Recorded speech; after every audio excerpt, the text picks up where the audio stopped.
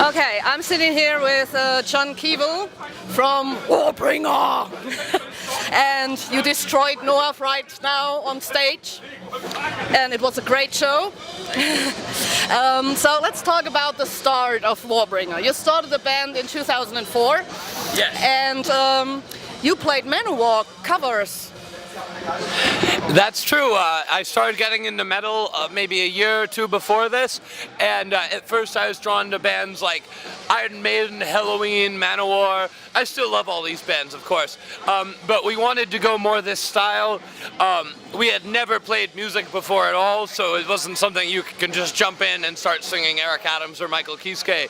So I adapted, and we got into, at the same time as we started the band, we were getting into more extreme music, you know, our Creator, our Demolition Hammer, Slayer, all of this kind of stuff, and Sacrifice, Morbid Saint, all the vicious thrash, and so the style became more this way because I found I had more of a voice for this, and I kind of developed my style that way. And the band just wanted to start playing faster and meaner, so it led us to a thrash metal direction. But we still try to keep a bit of the epic touch from some of those on some of the songs we do. But if you listen to like our first demo, it's actually more like a power speed thrash sound. We were going for more like speed metal at first, and then we decided to be more brutal. Yeah. Besides the American thrash you mentioned right now, German thrash bands, so you're also a fan of German thrash? I'll take good records from any country, you know. Germany happens to have quite a few of them for thrash, speed, and power metal, honestly. So yes, but for me it's where it comes from is irrelevant, what time it was made is irrelevant. The only thing that matters is it a sweet record? And so for me, I just try to seek out stuff I enjoy and make that what our influences are and grow from there, kind of use that as like the soil to grow our tree, if that makes any sense. Of course, this makes sense. Analogies are great like that. Are there some differences between American shows and German shows and American locations and German locations? But you played all over the world. Yes, well, honestly, the differences are not as great as you might imagine, in that people are basically people, and metal is still metal, and people have similar reactions.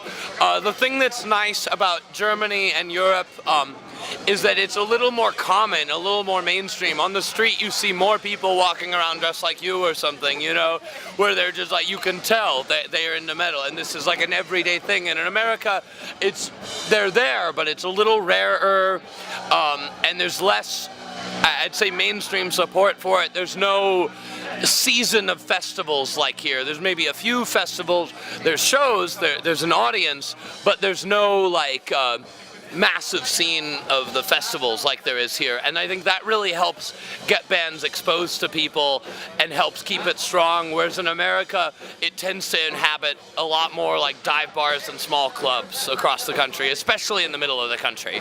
It depends where you are in America. You can have a great show in LA, but like you might have a tougher time in Indiana or something, you know? Okay. Your last album was released in 2017 called Woe to Vanquished? The Vanquished. Vanquished. It means defeated, those who have been crushed, you know. What can your fans looking forward to in future? Well, if you like vicious and heavy thrash, we're going to continue to try to make every other band you've ever heard look soft, and yes, that includes Slayer. Right now, I honestly think we're doing it. I don't see any band that plays harder than we do right now, because if I do, then we go and play even harder. And to me, this is the only way to do metal, and that's what it means to me. You never accept second best. We're not trying to pay tribute to some gods or whatever who are lazy and old at this point. We're trying to blow everybody's heads off, destroy everything in sight, and make the most vicious, sharp, and uncompromising thrash metal records that you've ever heard. Wow, I'm looking forward to this. That's been our whole career, is trying to do this, and we don't try to change what we are, we just try to get sharper and sharper, you know? That's cool. Okay.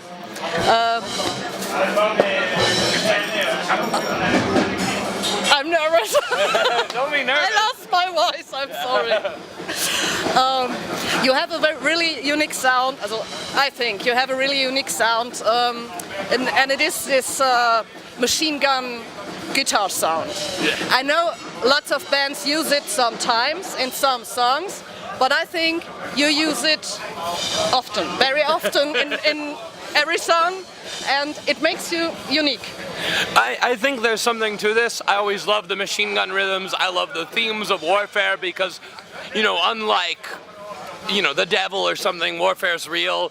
If you want to find the real Satan, go look in your country's local nuclear missile silo and you'll find it. That's some real Satan right there. None of this cartoon or pretending that the occult is real bullshit. I don't buy it for a second. Real evil is well documented and exists, and your government is doing it, as is mine. So I like the sound of that more because I think it's scarier. I think it's more real, and it has more relevance to the world we actually live in. And if I'm going to be screaming my head off, being the angriest sounding person in the world, I better have a good reason to do it, right? So I think the sound, like the machine gun battlefield sound with the vicious music and everything is, it all fits, and it's important to me for the idea and the sounds to fit together because that's what makes it a cohesive piece of art, and not just some random shit, I guess. Okay, do you have some last words to the audience? Any last words? It's your funeral. Yeah, I mean, basically, we've had a great tour this summer, and we love playing metal for the fans. That's why we're here.